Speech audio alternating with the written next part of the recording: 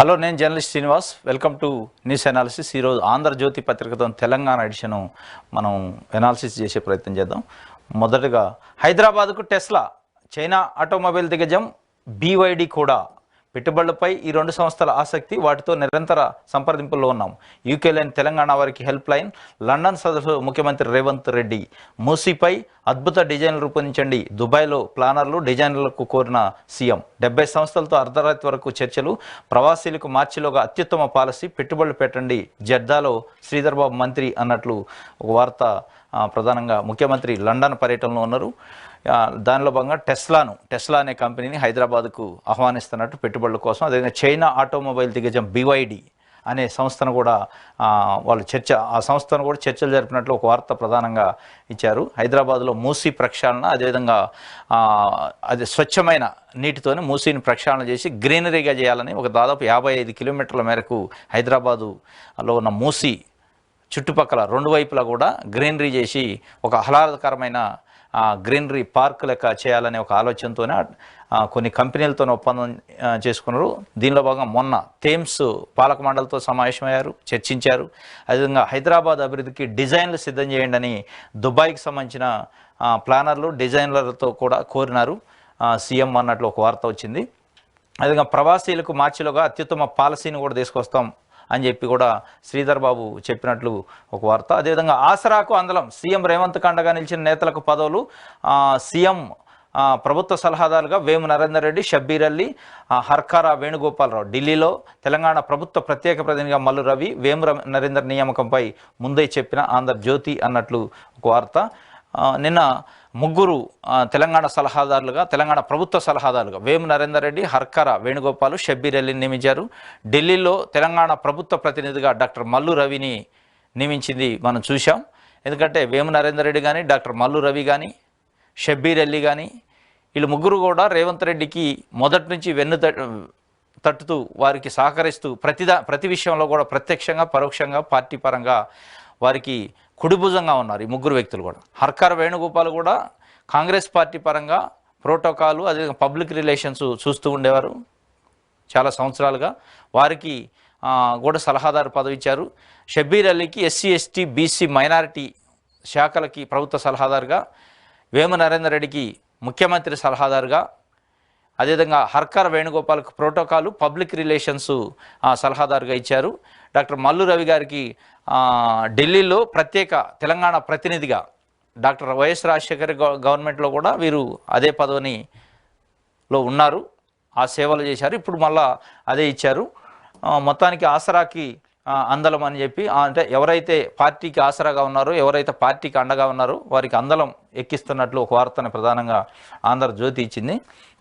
అదేవిధంగా శ్రీరామ జయం, అయోధ్యలో బాలరాముడు ప్రాణప్రతిష్ఠ నేడే మధ్యాహ్నం 12:30 అభిజిత లగ్నంలో ముహూర్తం. ముందుగా 56 రకాల భోగ్ ప్రసాదం ఆవేదన. 70 ఏళ్ల తర్వాత నూతన మందిరంలోకి రామ్ లల్లా, హనుమ, సోదరుల లక్ష్మణ, భరత, శత్రుఘ్నులు. కొత్త విగ్రహం ముందే పాత విగ్రహాల ప్రతిష్ట. తొలిగా మోదీకి, రేపటి నుంచి ప్రజలకు దర్శనం. ఆధ్యాత్మిక శోభతో అయోధ్య నగరం కళకళ. ఉదయం ఆలయ ప్రాంగణంలో సంగీత విభావరి. ఏపీ ఘటము, కర్ణాటక వీణ నాదము, తమిళనాడు నుంచి నాదస్వరం, మృదంగ విధ్వంసాలు. నేడు 10 లక్షల దివ్యల వెలుగులో అయోధ్య. ప్రస్తుతం భూతలం వరకే ఆలయం పూర్తి. మొదటి అంతస్తులో రామ్ దర్బార్, అందులో రాజారాం, సీత. ఏడాది చివరికల్లా మొత్తం పూర్తి అన్నట్లుగా. ఇక మోదీ బొమ్మతోనే ఒకటి రామసేతు వద్ద ప్రధాని అన్నట్లు ఒక వార్తను కూడా ఇచ్చారు. సేతుబంధన తీర్థంలో ధ్యానం, సముద్ర స్నానము, శివుడికి పూజలు, కడలి ఒడ్డున ప్రాణాయామం, కోదండ రామాలయంలో ధ్యానము, పవిత్ర జలాల కలశాలతో ఢిల్లీకి అన్నట్లు. ఈ అయోధ్యలో ఈరోజు అత్యంత ప్రతిష్టాత్మకంగా అయోధ్యలో బాలరాముడి విగ్రహ ప్రాణ ప్రతిష్ట మధ్యాహ్నం 12:29:08 స్టార్ట్ అయింది. మధ్యాహ్నం 12:30:32 అంటే 84 సెకండ్లు అత్యంత ఉత్కృష్టమైన గడి. అది చాలా మంచి గడియలలో వారు ప్రాణప్రతిష్ఠ చేయడానికి దేశవ్యాప్తంగా కొన్ని వేల మంది ముఖ్య అతిథులు, పండితులు, అదే మఠాధిపతులు పెద్ద ఎత్తున అక్కడికి చేరుకొని ఉన్నారు. ఈరోజు దానికి సంబంధించి ప్రాణప్రతిష్ఠకు సంబంధించి ప్రధాన వార్తగా ఆంధ్రజ్యోతి పేపరు ఆ గుడికి సంబంధించిన ఫోటో కూడా వేయటం జరిగింది. ఇది ఈరోజు దీనికి సంబంధించి. ఇంకోటి, కేటీఆర్ నిన్న మాట్లాడిన దాన్ని కూడా ఇచ్చారు.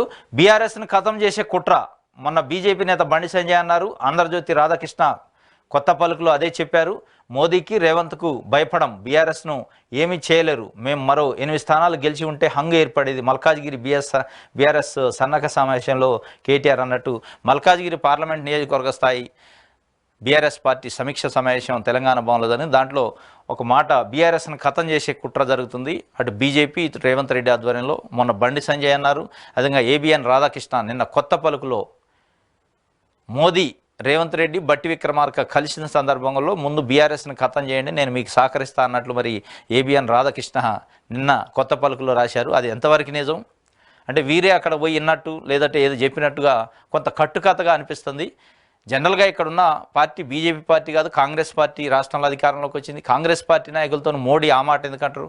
వాళ్ళకి నిజంగానే అట్లాంటి ఎజెండా ఉంటే దాన్ని వేరే రకంగా మాట్లాడతారు తప్ప కాంగ్రెస్ పార్టీకి సంబంధించిన ప్రధాన ప్రతిపక్షం వాళ్ళకి, బీజేపీకి దేశంలో ప్రధాన ప్రతిపక్షం ఎవరంటే కాంగ్రెస్ పార్టీ. కాంగ్రెస్ పార్టీ ముఖ్యమంత్రితోని, కాంగ్రెస్ పార్టీ ఉప ముఖ్యమంత్రితోని అట్లాంటి అత్యంత విశ్వసనీయమైన సమాచారాన్ని ఒకళ్ళు నిజంగానే ఖతం చేయాలని మోడీకి ఉన్నప్పటికీ మీరు బీజేపీని బీఆర్ఎస్ని ఖతం చేయండి మేము సహకరిస్తాం. ఎందుకు సహకరిస్తారు బీజేపీ? కాంగ్రెస్ పార్టీకి బీజేపీ సహకరిస్తుందా? ఇది ఊహాత్మకంగా ఊహాజనితంగా ఆంధ్రజ్యోతి ఏబిఎన్ రాధాకృష్ణ రాశారు. దాన్ని పట్టుకొని బీఆర్ఎస్ని ఖతం చేయాలని కుట్ర జరుగుతుందని కేటీఆర్ కూడా కొంత అవగాహన లోపంతో మాట్లాడినట్టు అనిపిస్తుంది. దీనివల్ల బీఆర్ఎస్ పార్టీ క్యాడర్లో కూడా ఒక రకంగా నిరుత్సాహము, ఒక రకంగా ఆందోళన కలిగే అంశం. ఎందుకంటే వారు రాసిన రాతలను మీరు పట్టుకొని ఏబిఎన్ రాధాకృష్ణ రాసిండు కొత్త పలుకులో, బండి సంజయ్ మాట్లాడి వాళ్ళు వ్యూహం కోసం అంటారు. మీరు ఆ ట్రాప్లో చిక్కొని ఇప్పటికే అసలు ఏ పార్టీ ఖతం చేయాలన్నా అది అయ్యే పనిగా ప్రజలు ఖతం చేస్తే తప్ప ఒక పార్టీ ఖతం చేసేంత సిచ్యువేషన్ ఉండదు. ఎందుకంటే ప్రజలు ఖతం చేస్తేనే ఇది. గత 10 సంవత్సరాలుగా కేసీఆర్ పరిపాలనలో, బీఆర్ఎస్ పార్టీ పరిపాలనలో ఎన్నో సంఘాలని, ఎన్నో జర్నలిస్ట్ యూనియన్ని, అదేవిధంగా కార్మిక సంఘాలని, ప్రతిపక్ష పార్టీలని ఖతం చేయాలని చూశారు. అయిందా? అవ్వలేదు. అల్టిమేట్గా ప్రజలు తీర్పు ఇవ్వాల్సిందే. ప్రజలు ఖతం చేస్తే తప్ప ఏది ఖతం కాదు. మీరు కాంగ్రెస్ పార్టీని ఖతం చేయాలని చూశారు, అందులో గెలిచిన 12 మందిని తీసుకున్నారు. తెలుగుదేశం పార్టీని ఖతం చేయాలని చూశారు 2018కు ముందు. టీడీపీ నుంచి గెలిచిన 15 మందిని తీసుకున్నారు. ఖతం అయితేయా? అవ్వవు కదా. కాంగ్రెస్ పార్టీ ఖతం అయిందా మీరు ఖతం చేయాలంటే? బీజేపీ పార్టీ ఖతం అయిందా మీరు ఖతం చేయాలంటే? అట్లనే మీ పార్టీ కూడా ఇంకొకళ్ళు ఖతం చేయాలంటే అవ్వదు. చేయాల్సింది ప్రజలే. ప్రజలు ఖతం చేస్తే అయింది. ప్రజలు ఖతం చేయకుండా ఉండాలంటే ప్రజలకు సంబంధించి వాళ్ళ యొక్క ఆకాంక్షలు ఏమున్నాయి, వాళ్ళ ఆశలు ఏ విధంగా ఉన్నాయి, ఆ యాంగిల్లో మీరు ఆలోచించాలి. వాళ్ళ ఆశలు, ఆశయాలని, ఆకాంక్షల్ని నెరవేర్చే ప్రయత్నం చేస్తే ప్రజలు మిమ్మల్ని అభిమానిస్తారో, ఆదరిస్తారో. అప్పుడు ఖతం కాదు. ఒక రేవంత్ రెడ్డి ఖతం చేస్తేనో, మోదీ ఖతం చేస్తేనో పార్టీలు ఖతం కావు. ప్రజలే అల్టిమేట్, ప్రజలే ఓనర్సు. ప్రజలు ఖతం చేయాలి. ఇంకోటి తెలంగాణ గొంతుక అని మీరు పదే అన్నారు. తెలంగాణ గొంతుక అయితే తెలంగాణ రాష్ట్ర సమితి ఉండుంటే ప్రజలు ఆ విధంగా భావించేవాళ్ళు. మీరు తెలంగాణ గొంతుకను మీరే తీసేసుకున్నారు.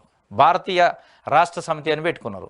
దేశవ్యాప్తంగా మేము రాజకీయాలు చేస్తాం అన్నారు, దేశాన్ని అభివృద్ధి చేస్తాం అన్నారు. ఇప్పుడు మీరే మా పార్టీని ఖతం చేసే ప్రయత్నం, కుట్ర జరుగుతుందని ఒక భయాందోళన వ్యక్తం చేస్తే కింద కేడరు ఏ విధంగా ఆలోచిస్తారు అనేది కేటీఆర్ కూడా ఆలోచించుకోవాలి. ఇది ఆంధ్రజ్యోతికి సంబంధించి. నెక్స్ట్ మనం నమస్తే తెలంగాణ చూద్దాం. ఈరోజు నమస్తే తెలంగాణలో వచ్చిన వార్తలు. నమస్తే తెలంగాణలో సేమ్ అయోధ్య రాముడి అవతరణ నేడే మధ్యాహ్నం 12:20 ప్రారంభం.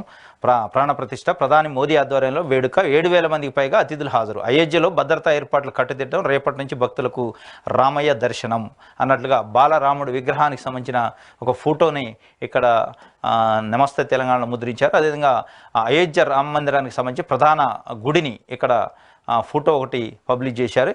యావత్ దేశం వేచి చూస్తున్న సుదీర్ఘ స్వప్నం మరికొన్ని గంటల్లో సాకారం కాబోతున్నది.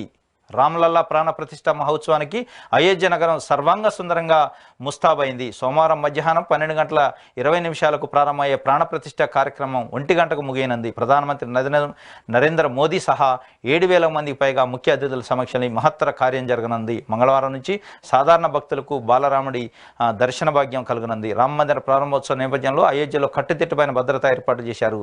13,000 మంది పోలీసు సిబ్బందితో బహుళ అంచెల బందోబస్తు కల్పించారు. నిరంతరం నిఘా కోసం కోసం 10,000 సీసీటీవీ కెమెరాలను ఏర్పాటు చేసినట్టు ఒక వార్తను ప్రధానంగా అయోధ్యకు సంబంధించి అన్ని పత్రికల్లో ఈరోజు, ఎందుకంటే ఈరోజే ప్రాణ ప్రతిష్ఠ ఉంది అయోధ్య రాముడు బాలరాముడికి సంబంధించి, దానికి సంబంధించి బ్యానర్ ఐటమ్గా ఒక ఫోటో వేశారు, అదేవిధంగా బ్యానర్ ఐటంగా రాశారు. నెక్స్ట్ ఇంకొక వార్త చూద్దాం. బీజేపీ కాంగ్రెస్ మిలాఖత్, బీఆర్ఎస్ను లేకుండా చేసే శక్తి ఎవరికీ లేదు అన్నట్లు ఒక మాట KTR working president, BRS working president KTR అన్నట్లు తెలంగాణ భవన్లో మల్కాజ్గిరి పార్లమెంటు నియోజకవర్గ సమీక్షా సమావేశంలో మాట్లాడారు. బీఆర్ఎస్ లేకుండా చేసేందుకు ఒక్కటైన జాతీయ పార్టీలు, బండి సంజయ్ ఆంధ్రజ్యోతి వ్యాఖ్యలే ఇందుకు రుజువులు. నరేంద్ర మోదీ రేవంత్ రెడ్డికి మాది భయపడే పార్టీ కాదు, కరెంటు బిల్లులు సోనియా కడుతుందని చెప్పిందే రేవంత్. అదే విషయాన్ని నేను గుర్తు చేస్తే విధ్వంస మనస్తత్వమా? ప్రజలంతా కరెంటు బిల్లులు సోనియాకు పంపించాలి. బీఆర్ఎస్ వర్కింగ్ ప్రెసిడెంట్ కె తారక రామారావు పిలుపు. బీఆర్ఎస్ను బొందపెట్టే మునగాడు పుట్టలేదు అన్నట్లు కడియం శ్రీహరి మాజీ మంత్రి అన్నాడు. అదే కాంగ్రెస్ ముందుంది ముసళ్ల పండుగ అని మాజీ మంత్రి మల్లారెడ్డి మాట్లాడింది. కేసీఆర్పై ప్రజల్లో ఆదరణ చెక్కు చెదరలేదు అని మాజీ స్పీకర్ పోచారం శ్రీనివాసరెడ్డి అన్నట్లు ఒక వార్తను ప్రధానంగా బీజేపీ కాంగ్రెస్ మిలాఖత్ అయిని బీఆర్ఎస్ పార్టీని ఖతం చేయాలనే కుట్ర జరుగుతుంది. కానీ బీఆర్ఎస్ పార్టీ మీకు రేవంత్ రెడ్డికి మోదీకి దడిచే పార్టీ కాదు. బీఆర్ఎస్ని లేకుండా చేసే శక్తి ఎవరికి లేదు అని, బీఆర్ఎస్ని లేకుండా చేసే శక్తి ఎవరికి లేదు, వాస్తవమే. అది ప్రజలు మిమ్మల్ని ఆదరిస్తే, మిమ్మల్ని అభిమానించి, మీ యొక్క పార్టీ విధానాలు, మీ యొక్క పార్టీ విజన్ నచ్చితే ఎవరికి ఉండదు. మీరు ప్రజల్ని గమనించండి. ఎందుకంటే ఒక మోడీనో రేవంత్ రెడ్డినో వచ్చి ఖతం చేస్తాడని మీరు ఊహించుకోవాల్సిన అవసరం లేదు. మీరు ఇంకొకళ్ళని ఖతం చేయాలన్నా అది అయ్యే పని కాదు. మీరు 10 ఏళ్ళు అధికారంలో ఉన్నప్పుడు కూడా చాలా ప్రయత్నాలు చేశారు, ఖతం చేయాలనో ఇంకోటి చేయాలనో. అసలు కాంగ్రెస్ పార్టీ ఎక్కడుంది? కాంగ్రెస్ పార్టీకి అభ్యర్థులు ఎవడు నిలబడేటోడు లేడు, మిమ్మల్ని విశ్వసించట్లేదు. 70 ఏళ్ళు మీరు చేసింది చూశారు. ఇవన్నీ డైలాగులు చాలా మీరు కూడా చేశారు. ఈ డైలాగులను ప్రజలు నమ్మలే. ప్రజలు నమ్మి, ప్రజలు ఎవరినైతే ఆదరిస్తారో వాళ్ళు అధికారంలోకి వస్తారు. ప్రజలు ఎవరైతే తిరస్కరిస్తారో వాళ్ళు ప్రతిపక్షాలు ఉంటారు. కానీ ఖతం చేయటాలు ఇందులో ఉండవు. రాజకీయాల్లో ఖతం చేయాలి అంటే ప్రజలే చేయాలి. ప్రజలు తిరస్కరిస్తే ఖతమైనట్లే తప్ప వ్యక్తులు ఇంకో పార్టీలు ఖతం చేసే పరిస్థితి ఉండదు. ఇంకోటి, బీఆర్ఎస్ని ముక్కలు చేస్తాం, ఆ పార్టీ ఎమ్మెల్యేలను 39 ముక్కలు చేస్తాం. గత ప్రభుత్వం అవినీతి సొమ్మును కక్కిస్తాం. 100 రోజుల్లో 6 గ్యారెంటీలు అమలు చేస్తాం. రాయగిరి RRR అలైన్మెంట్ మారుస్తాం. త్వరలో గ్రామానికో 100 ఇంధనం ఇళ్ళు. R&B మంత్రి కోమటిరెడ్డి వెంకటరెడ్డి అన్నట్టు బీఆర్ఎస్ని 39 ముక్కలు చేస్తాం. అంటే 39 మంది ఎమ్మెల్యేలు ఉన్నారు కాబట్టి ఒక్కొక్క ఎమ్మెల్యేని ఒక్కొక్క ముక్కగా చేస్తాం అన్నట్టు R&B మంత్రి కోమటిరెడ్డి వెంకటరెడ్డి చెప్పారు. ఇది కూడా కరెక్ట్ కాదు. మీకు పరిపాలన చేయమని మీకు అధికారం ఇచ్చారు, ప్రజలకు సేవ చేసుకోవని, ప్రజలను అభివృద్ధి చేయమని, ప్రజలకు సంక్షేమం అందించమని అధికారం ఇస్తే ఆ పార్టీని ముక్కలు చేస్తా, ఈ పార్టీని ముక్కలు చేస్తా, ఈ కాదు డైలాగులు. మీరు ఏదైతే హామీలు ఇచ్చారో అవి అమలు చేయాలి. అమలు చేస్తే అదే ఖతం అయింది. మీరు ఎందుకు ఖతం చేయాలి? మీరు ఖతం చేయటాలో లేకపోతే అందులో ఉన్న గుంజటాలో ఈ చేసే కంటే ప్రజలకు మంచి చేసి ప్రజలకు మేలు చేస్తే ప్రజలు మిమ్మల్ని ఆదరిస్తారు, అవతల పార్టీని ఖతం చేస్తారు, అవతల పార్టీని తిరస్కరిస్తారు. ఈ చిన్న లాజికే మీరు మర్చిపోయి, ఈ పార్టీ అయినా ఆ పార్టీ అయినా ఈ చిన్న లాజిక్లు మర్చిపోయి ప్రజలకు చేయాల్సిన పనులు, ప్రజలకు ఇచ్చిన మాట నిలబెట్టుకుంటే ఆటోమేటిక్గా మీరే హీరోలు, అవతలోడు జీరో అయిపోతాడు. కాబట్టి 39 ముక్కలు 9 ముక్కలు ఇవన్నీ ఉట్టి మాటలు, వాటితోని అయ్యేది లేదు పోయేది లేదు. ఇది నమస్తే తెలంగాణ పేపర్లో ఇచ్చింది ఈరోజు. నెక్స్ట్ ఆదాబ్ హైదరాబాద్ సంబంధించి పత్రికలో సేమ్ ఆదాబ్ హైదరాబాద్లో కూడా అయోధ్యపురంలో అపూర్వ ఘట్టం, జగదాభిరాముడికి నేడు ప్రాణప్రతిష్ఠ. ఓవైపు రామనామస్మరణ, మరోవైపు పటిష్ట బందోబస్తు. రామమందిర ప్రారంభోత్సవ ఏర్పాట్లు పూర్తి. రామమందిర ప్రారంభోత్సవంతో పాటు బాలరాముని ప్రాణప్రతిష్ఠ కార్యక్రమం. వేడుకలకు హాజరు కానున్న లక్షలాది భక్తులు. అనంతరం ప్రధాని మోదీ భారీ బహిరంగ సభ అన్నట్లు ఒక వార్తని ప్రధానంగా ఆదాబ్ హైదరాబాద్ ఇచ్చింది. రాష్ట్ర ప్రయోజనాలను తాకట్టు పెట్టిన జగన్, ఏపీ కాంగ్రెస్ అధ్యక్షురాలుగా వైఎస్ షర్మిల బాధ్యతల స్వీకరణ. చంద్రబాబు సీఎం జగన్పై ఏపీ కాంగ్రెస్ చీఫ్ విమర్శల దాడి.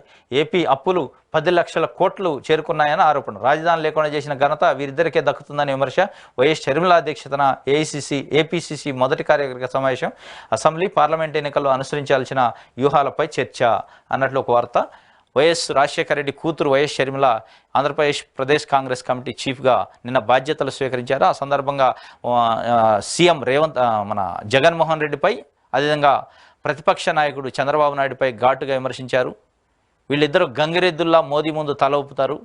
రాష్ట్ర ప్రయోజనాలను మోదీ దగ్గర తాకట్టు పెట్టారు, ఢిల్లీలో తాకట్టు పెట్టారు. ప్రత్యేక హోదా కానీ, ప్యాకేజీ కానీ, రకరకాల విషయాలలో ఇటు ప్రతిపక్షం కానీ అటు అధికార పార్టీ కానీ 2 పార్టీలు కూడా మోదీకి సరెండర్ అయినాయి. వాళ్ళ రాష్ట్ర ప్రయోజనాలు కాకుండా వాళ్ళ సొంత ప్రయోజనాలను వాళ్ళ కేసులకి సంబంధించే చూస్తున్నారు తప్ప రాష్ట్ర ప్రయోజనాలను చూడలేదు. ఏపీలో 10 లక్షల కోట్లు అప్పులు చేరుకున్నాయి. రాజధాని ఎక్కడ అని అడిగితే చెప్పుకునే పరిస్థితి లేని సిచ్యువేషన్ని ఈ రెండు పార్టీలు క్రియేట్ చేసినాయి అన్నట్టు తీవ్రంగా విమర్శించారు. ఇది ఆదాబ్ హైదరాబాద్లో. ఇంకోటి ఆదాబ్ హైదరాబాద్లో చిక్కుల్లో IAS Arvind Kumar master brain వెనుకున్న సూపర్ పవర్ ఎవరు? ఈ కార్ అగ్రిమెంట్ గోల్మాల్లో అరవింద్ చిక్కుకోగా రిటైర్ అయిన ఉద్యోగుల నియామకం కూడా ఆయన మెడకే. మున్సిపల్ అడ్మినిస్ట్రేషన్లో ఏకంగా 179 మందికి అరవింద్ కుమార్ ఉద్యోగాలు కల్పించినట్టు తేలింది. ఇది అరవింద్ కుమారు ఫార్ములా ఈ రేసింగ్కి సంబంధించి ఆ ఒప్పందంలో భాగంగా 55 కోట్లు ఎట్లాంటి మంత్రివర్గ ఆమోదం లేకుండా, ప్రభుత్వం ఆమోదం లేకుండా, జిఏడి అనుమతి లేకుండా, ఆర్థిక శాఖ అనుమతి లేకుండా ఎలక్షన్ కోడ్ ఉన్న సందర్భంలో మున్సిపల్ అడ్మినిస్ట్రేషన్ డిపార్ట్మెంట్ హెడ్ అయిన అరవింద్ కుమారు హెచ్ఎండిఏ తరఫున 55 కోట్ల రూపాయలు చెక్ ఇచ్చి ఈ ఫార్ములా రేస్ కంపెనీకి ఒక పెద్ద అక్రమం చేసినట్లు దానిపైన గవర్నమెంట్ నిఘా పెట్టింది. మొత్తం నిగ్గు తేల్చే పనిలో ఉంది. వారికి సోకాజ్ నోటీసు కూడా ఇచ్చింది. దీనికి కారణాలు చెప్పాలి. ఎందుకు మీరు 55 కోట్లు ప్రభుత్వ సొమ్ముని ఒక ప్రైవేట్ కంపెనీకి ఇచ్చారు, ఎవరి ఆదేశాల మేరకు ఇచ్చారు అని అడిగింది. దానిపైన మరి రిప్లై కేటీఆర్ ఆదేశాల మేరకు ఇచ్చిండు అని చెప్పినట్లు ఒక వార్తలు వస్తున్నాయి. అది ఏంది తెలియదు. మొత్తానికి చిక్కుల్లో అరవింద్ కుమార్ అనే విషయాన్ని తప్పనిసరిగా చిక్కుల్లో ఉన్నట్లే. ఈయన అప్పట్లో ఉన్న ప్రభుత్వ పెద్దల మాటలని అనేక పనులు అక్రమ మార్గంలో చేసినట్లు విమర్శలు కూడా ఉన్నాయి. చూడాలి ఏం జరుగుతుందనేది. ఇది ఆదాబ్ హైదరాబాద్కు సంబంధించి. నెక్స్ట్ వెలుగు పేపర్ చూద్దాం. వెలుగు పేపరులో ఈరోజు ప్రధానంగా ఇచ్చిన ఐటమ్స్ సేమ్ అయోధ్యకు సంబంధించి. కోదండరామయ్య కొలువుదిరే గడియ ఇవాళ మధ్యాహ్నం 12:20 అయోధ్యలో విగ్రహానికి ప్రాణప్రతిష్ఠ. వారం రోజుల క్రతువులు పూర్తి. తుది ఘట్టానికి ఘనంగా ఏర్పాట్లు. రామనామంతో మారుమోగుతున్న అయోధ్య నగరం. వీధి వీధిన రాముడి పోస్టర్లు, కటౌట్లు, అలంకరణలు, సాధువులు, సెలబ్రిటీలు సహా వేలాది ఆహ్వానితులు రాక ప్రపంచవ్యాప్తంగా 60 దేశాల్లోని గుడుల్లోనూ సంబరాలు. ఇది రామలీల విగ్రహ ప్రతిష్టాపన మహోత్సవానికి ముస్తాబైన అయోధ్య రామాలయానికి సంబంధించి. ఎందుకంటే దేశవ్యాప్తంగా కొన్ని లక్షల మంది, కోట్ల మంది ప్రజలు ఉత్సాహంగా ఎదురు చూస్తున్నారు. ఎందుకంటే ఇది 500 సంవత్సరాల నిరీక్షణ ఫలితం. అయోధ్యలో రామాలయం నిర్మాణం అనేది 500 సంవత్సరాలుగా హిందూ భక్తజనం మొత్తం ఎదురు చూస్తున్న పరిస్థితి.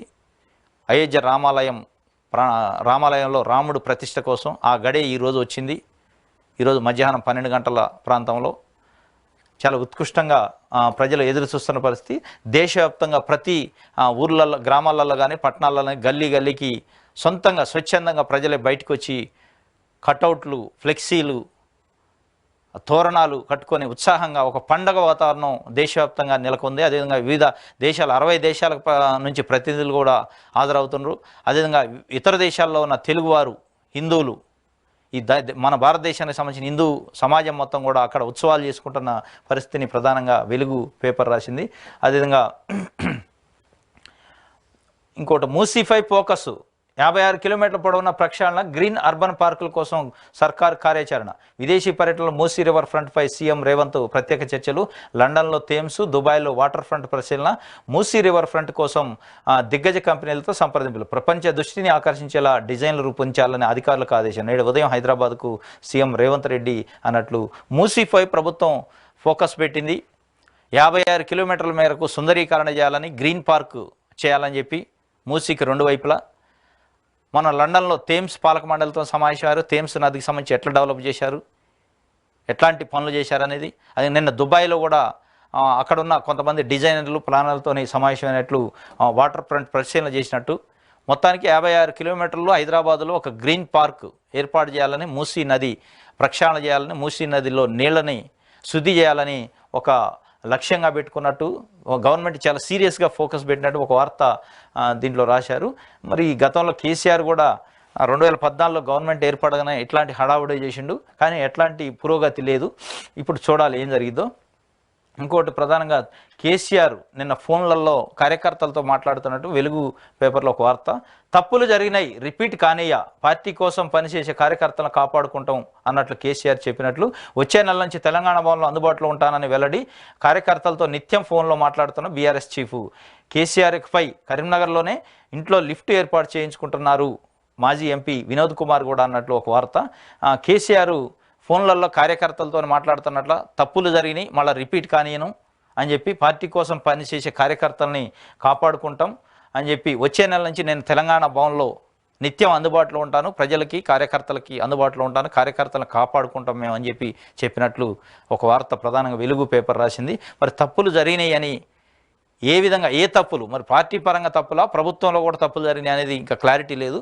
తప్పులు అయితే జరిగినాయి, అది రిపీట్ కానికుండా చూసుకుంటా అని కార్యకర్తలకు ప్రతి ఒక్కళ్ళకి ఫోన్ చేసిన వ్యక్తులకు చెప్తున్నట్లు ఒక వార్త ప్రధానంగా ఇచ్చారు. అదేవిధంగా కేసీఆర్ ఇకపై కరీంనగర్లోనే ఉంటారని మాజీ ఎంపీ వినోద్ కుమార్ కూడా చెప్పారు. మరి అది ఏ కాంటెక్స్ట్లో, కరీంనగర్లో ఉంటారంటే కరీంనగర్లో పోటీ చేస్తారా ఎంపీగా, లేదంటే కరీంనగర్లో వినోద్ కుమార్ పోటీ చేస్తారు కాబట్టి అతను గెలవడానికి సహకరించడానికి కరీంనగర్లో ఉంటారా? కరీంనగర్లో ఉన్న ఇంటికి లిఫ్ట్ నిర్మాణం చేసుకుంటున్నారట, అది వారు చెప్పారు. కరీంనగర్లో నిత్యం ఉంటారు, కరీంనగర్లో అందుబాటులో ఉంటారు అని చెప్పి. ఎందుకంటే కరీంనగర్ అనేది కేసీఆర్కి కానీ టీఆర్ఎస్ పార్టీకి కానీ ఒక ప్రాణం పోసిన నియోజకవర్గం. అది ఎప్పుడు ఆపదలో ఉన్న కరీంనగరే కాపాడేది, ఆ జిల్లా కానీ ఆ నియోజకవర్గం కానీ. మరి అట్లాంటిది ఏమన్నా అక్కడి నుంచి ప్రయత్నం చేస్తారా అనేది కూడా ఆలోచించాలి. మరి వాళ్ళు ఆసక్తికరంగా నిన్న మాట్లాడిండు వినోద్ కుమార్ గారు. ఎందుకంటే కరీంనగర్లోనే ఉంటాడు, అక్కడ లిఫ్ట్ నిర్మాణం చేసుకుంటున్నాని చూడాలి.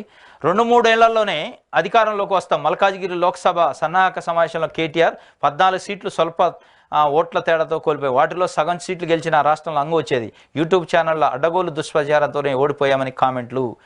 2-3 ఏళ్లలో అధికారంలోకి వస్తారట కేటీఆర్ చెప్తున్నాడు మల్కాజ్గిరి సమావేశంలో. ఈ డైలాగులు, ఈ కామెంట్లతోనే ప్రజలు మిమ్మల్ని వ్యతిరేకించే పరిస్థితి ఉంటుంది. ఎట్లా వస్తారు? 5 సంవత్సరాలు ప్రజలు మ్యాండేట్ ఇచ్చారు. 5 సంవత్సరాలకే కాంగ్రెస్ పార్టీకి మ్యాండేట్ ఇచ్చారు పరిపాలన చేయండి అని చెప్పి.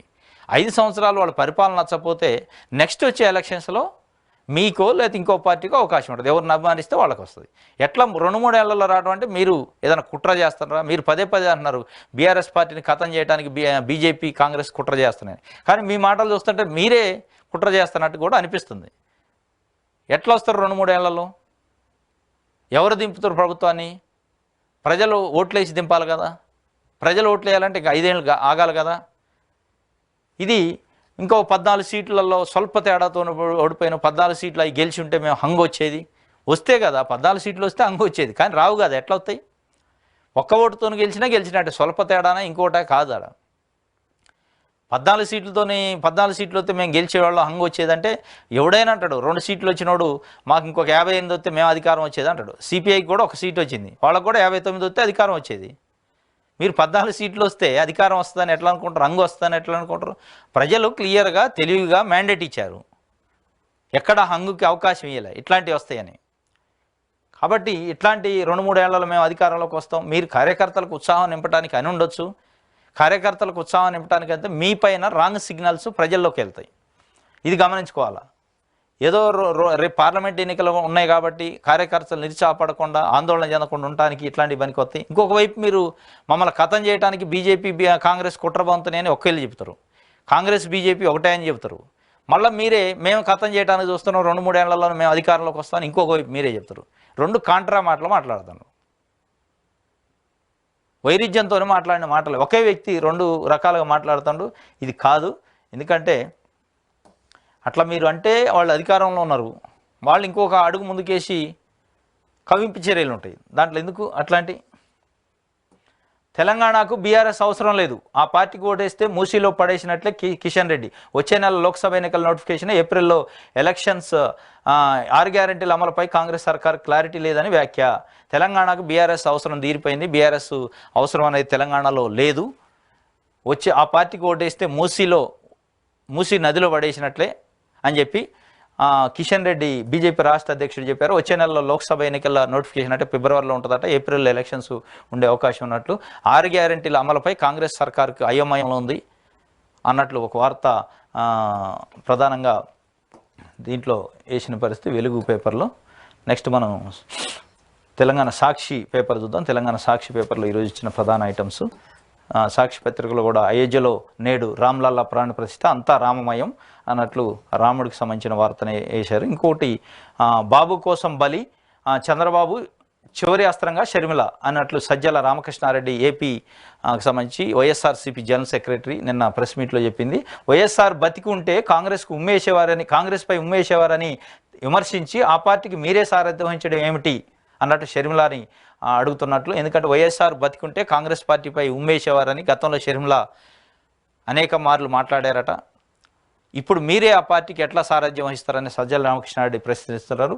తెలంగాణలోనే నా బతుకు చావు అని వ్యాఖ్యానించి హఠాత్తుగా ఏపీకి డిప్యుటేషన్పై ఎందుకు వచ్చినట్లు, చంద్రబాబు ప్రయోజనాలను కాపాడటానికే రాష్ట్రానికి వచ్చారని ప్రజలందరికీ అర్థమవుతుంది. అడ్డగోలు విభజన హోదాను చట్టంలో చేర్చకుండా ఏపీ కాంగ్రెస్ ద్రోహం చేసింది. అందుకే నోటాకు 1.28% ఓట్లు వస్తే కాంగ్రెస్కు 1.17 అంటే నోటా కంటే తక్కువ వచ్చినాయి అని చెప్పి కనుమరుగైన కాంగ్రెస్ను బతికించడం అంటే శవానికి జీవం పోయడం లాంటిదేనని ఒక వార్తని ప్రధానంగా సజ్జల రామకృష్ణారెడ్డి చెప్పిన దాన్ని సాక్షిలో వేశారు. అదేవిధంగా రామోజీ పేదల భూములు తిరిగి ఇవ్వాల్సిందే, మాజీ ఎమ్మెల్యే ఆర్టీసీ మాజీ చైర్మన్ గోనె ప్రకాశ్రావు హెచ్చరిక. ఫిల్మ్ సిటీ పేరిట ప్రభుత్వ భూములు, రహదారి కబ్జా, పత్రికను అడ్డం పెట్టుకుని అనేక దురాఘాతాలు, వైఎస్ఆర్ హామీలో భూములు పొందిన పేదలకు న్యాయం జరగాల్సిందే, ఢిల్లీకి వెళ్లి ప్రధాని మోదీకి ఫిర్యాదు చేస్తానని గోనె ప్రకాశ్రావు రామోజీరావు చేసిన భూ కబ్జాల గురించి, ప్రభుత్వ భూములలో ప్రజల భూములలో దారులు రోడ్లు వేసుకొని అనుభవిస్తున్న దాని గురించి వాళ్ళు తిరిగి ఆ పేద ప్రజలకు ఇవ్వాల్సిందే. రాజశేఖర రెడ్డి హయాంలో పేద ప్రజలకు పంచిన భూముల్ని గుంజుకొని రామోజీ ఫిలిం సిటీలో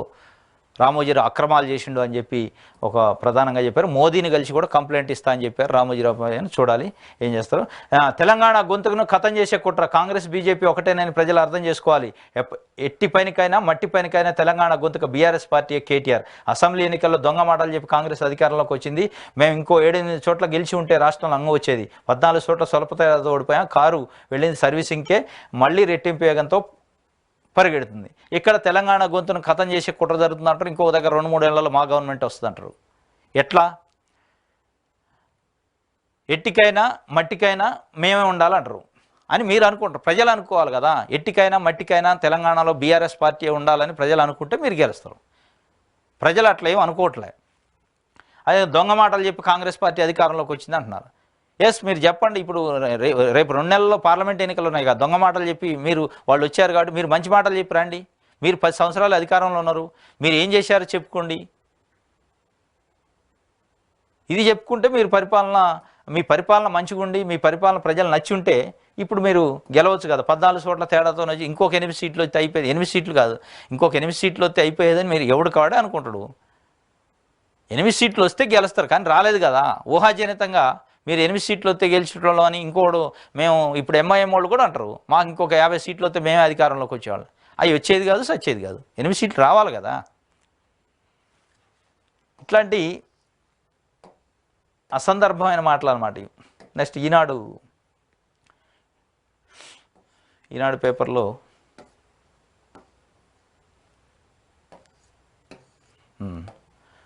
జగమంత రామోత్సవం, అపురూప మందిరం నేడు ఆవిష్కృతం. అయోధ్యలో కొలువుదీరిన రామయ్య సర్వాంగ సుందరంగా నగరం ముస్తాబు. ప్రాణప్రతిష్ఠ చేయన ప్రధాని, ఇప్పటికే చేరుకున్న ప్రముఖులు, భారీ భద్రతా ఏర్పాట్లు. ఇదే అయోధ్యకు సంబంధించి ప్రధాన బ్యానర్ ఐటమ్గా ఈరోజు ఆదివారం రాత్రి విద్యుత్ దీపాల వెలుగులో శోభాయమానంగా అయోధ్య రాముడు మందిరం అన్నట్లు దానికి సంబంధించిన ప్రధానంగా ఫోటో కూడా ఇక్కడ పబ్లిష్ చేశారు. 50 వాయిద్యాల్లో మంగళధ్వని, 50 వాయిద్యాలు, 50 రకాల వాయిద్యాలతోనే దాంట్లో తమిళనాడు, ఏపీకి సంబంధించి, కర్ణాటకకు సంబంధించి వాయిద్యాలు కూడా స్పెషల్గా ఇన్వైట్ చేశారు. ఆ ప్రాణప్రతిష్ఠ సందర్భంలో 50 రకాల వాయిద్యాలను కూడా అక్కడ దేశంలో అన్ని దేశాల నుంచి తీసుకున్నట్లు ఒక వార్తను ప్రధానంగా 7,000 మంది అతిథులట. 7,000 మందిలో విఐపీలు కూడా ఉన్నారట. దానికి సంబంధించి అయోధ్య రామ మందిరానికి సంబంధించి ప్రధాన బ్యానర్ ఐటమ్. ఇంకోటి సులభంగా, వేగంగా, పగడ్బందీగా ధరణి సమస్యల పరిష్కారానికి మేలైన విధానం కసరత్తు ప్రారంభించిన కమిటీ. ధరణి పోర్టల్ వెలుపల ఉన్న భూ ఖాతాలకు రక్షణ కల్పించడం, బాధితుల సమస్యలకు మార్గం చూపడానికి ధరణి కమిటీ కసరత్తు ప్రారంభించింది. 2020 అక్టోబర్కు ముందు మా భూమి పోర్టల్ వేదికగా భూముల నిర్వహణ ఉండేది. భూలాదులు స్టాంపుల రిజిస్ట్రేషన్ శాఖ ద్వారా జరిగేవి. భూముల రిజిస్ట్రేషన్ పూర్తయిన ప్రజలు 10 రోజుల్లో రెవెన్యూ దసరాలలో యజమాన్యం హక్కులు మార్పిడి మ్యూటేషన్ చేసేవారు. ధరణికి సంబంధించి ఈరోజు 3వ మీటింగ్ ఉంది. ధరణి ఎక్స్పర్ట్ కమిటీకి సంబంధించి ఈ 3వ మీటింగ్లో కొన్ని ప్రాథమిక అంశాలపై సులువుగా పరిష్కరించడానికి అవకాశం ఉన్న సమస్యలపై ముందుగా ఒక నివేదిక ప్రభుత్వానికి ఇస్తారట. వాటిని పరిష్కరించాక ఇంకా క్లిష్టమైన సమస్యలు, న్యాయపరమైన చిక్కులున్న సమస్యలు తర్వాత సమావేశాల్లో ఏ విధంగా ముందుకు పోవాలనేది ఒక గైడ్లైన్స్ రూపొందిస్తారు. దానికి సంబంధించి ప్రధానంగా ఒక వార్తని ఇక్కడ ఈనాడు పేపర్లో పబ్లిష్ చేశారు. CCLAలో ధరణి కమిటీ కార్యాలయం ఏర్పాటు, నేడు కమిటీ 3వ సమావేశం, సత్వరం పరిష్కరించే సమస్యలపై దృష్టి. CCLA ఆఫీసులో ధరణి కమిటీకి సంబంధించి ఒక కార్యాలయాన్ని ఏర్పాటు చేస్తారట. ఈరోజు 3వ సమావేశం.